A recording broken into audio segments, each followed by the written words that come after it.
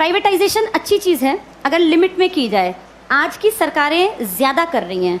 अभी आपके सामने एक एग्जांपल देती हूँ। हरियाणा की सरकार ने एक नया प्रोजेक्ट लॉन्च किया है, अगर तुम्हें पता हो, जिसमें सरकार ने, लिखित में आया था अखबार में, सरकार ने क्या कहा, अगर किसी की सालाना आय 1,80,000 से कम है, ये बहुत ही कम है, 1,80,000 पूरे साल के, किसी को इतने से कम मिलते हैं तो वो अपने बच्चे को अगर सरकारी स्कूल में भेजता है तो उसको 500 रुपये फीस देनी पड़ेगी, 500 रुपये फीस देनी पड़ेगी। और अगर वो अपने बच्चे को प्राइवेट स्कूल में भेजता है तो उसकी फ़ीस हम भरेंगे, यानी सरकार भरेगी, 1100 रुपये तक हम उसको फ़ीस दे देंगे। अब सोचो, अपने घर से बच्चा सरकारी जाएगा तो पैसे लेके जाएगा और प्राइवेट जाएगा तो खाली हाथ जाएगा, क्योंकि उसके पैसे कहाँ से आएंगे? सरकार। बड़ा अच्छा काम है ना, अच्छी चीज़ तो है ये। लेकिन इससे पता क्या होगा, 5-7 साल बाद सरकार कहेगी बजट बहुत गड़बड़ा गया और ये जो 1100 रुपये हम देते हैं, हम आगे इसको कैरी ऑन नहीं कर पाएंगे। उन 5 सालों में सरकारी स्कूल बंद होने की कगार पर आ गए होंगे। धीरे धीरे करके सरकारी स्कूल से एडमिशन्स खत्म, अभी भी कम है, खत्म। फिर 2-3 साल बाद क्या करेंगे, बजट में कहेंगे सरकारी टीचर्स बिना बात तनख्वाह ले रहे हैं, बच्चे तो हैं नहीं, बिना बात पंखे चला लेते हैं, खर्चा है, चपरासी रखना पड़ता है, क्योंकि सरकारी स्कूल के टीचर कहाँ जाएंगे, सैलरी तो मिलती है मोटी। फिर कहेंगे सरकारी स्कूलों को प्राइवेटाइज कर देते हैं, जिसको खरीदने हो स्कूल वो बता देना। पूरे देश में इमेजिन करो, हर गांव में स्कूल है, कितनी कितनी ज़मीन होगी, हर जगह कुछ ना कुछ बिल्डिंग बनी हुई है, ये अरबों की संपत्ति है। किसके पैसों से बनी है ये? हमने कभी तो टैक्स दिया, हमारे माँ बाप ने, दादा ने। हमारे उस पैसे की संपत्ति को बेचने वाला कौन? सरकार। वो पैसा खाने वाली सरकार, उस पैसे का इस्तेमाल हमारे लिए थोड़ी ना करेंगे, हमें पता ही नहीं कहाँ जाएगा। सारे स्कूल कुछ सालों में देखना तुम, बड़े जो ये कैपिटलिस्ट लोग हैं ना, पूंजीपति, इनको ट्रांसफ़र हो जाएंगे। कारण यही होगा कि भैया हम तो मेंटेन कैसे करें, बच्चे नहीं आते यहाँ, हम कैसे करें। अब सारे बच्चे ढल गए प्राइवेट की तरफ, क्योंकि वो फ्री सोच रहे हैं इसको, वो सोच रहे हैं हमारी फीस कौन दे रहा है?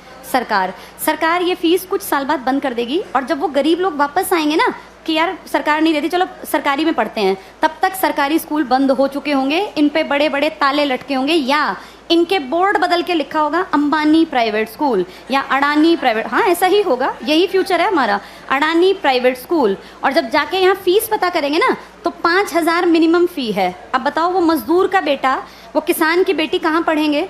सब चीज़ें इतनी महंगी हो जाएंगी आने वाले 5 से 8-10 सालों के अंदर कि तुम्हारे देखते देखते चीज़ें बहुत ज़्यादा बदल जाएंगी।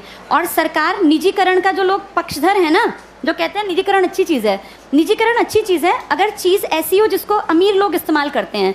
भाई ये एरोप्लेन है, अमीर ही जाता है इसमें बैठ के, कर दो प्राइवेटाइज, हमें कोई दिक्कत नहीं, बेच देते एयर इंडिया, दिक्कत नहीं है। लेकिन प्रॉब्लम वो है जिस चीज़ का इस्तेमाल कौन करता है? गरीब।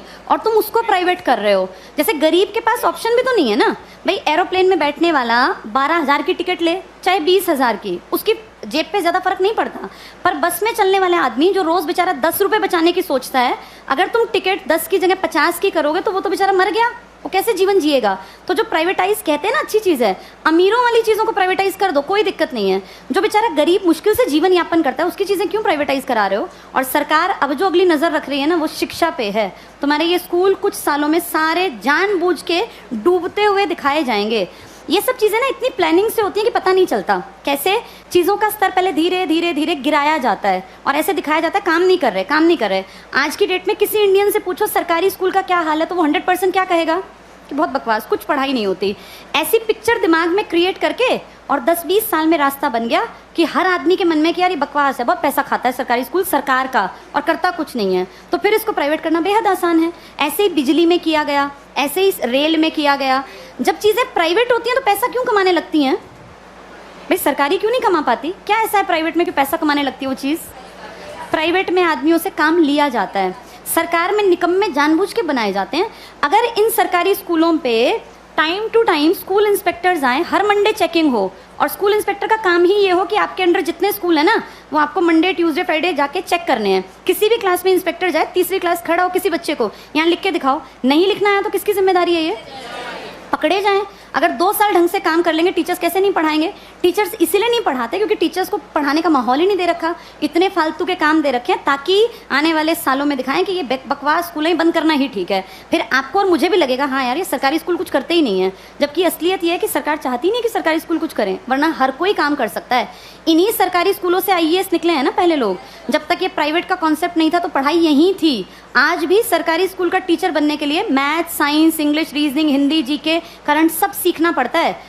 टीचर बनना आसान नहीं है सरकारी स्कूल में। जो तुम पढ़ रहे हो ना, तुमसे ज़्यादा पढ़ना पड़ता है। और उसके बाद फिर कहते हैं सरकारी स्कूल में करते क्या है, माहौल तुम चाहते ही नहीं क्रिएट हो, फिर बनेगा कैसे। आगे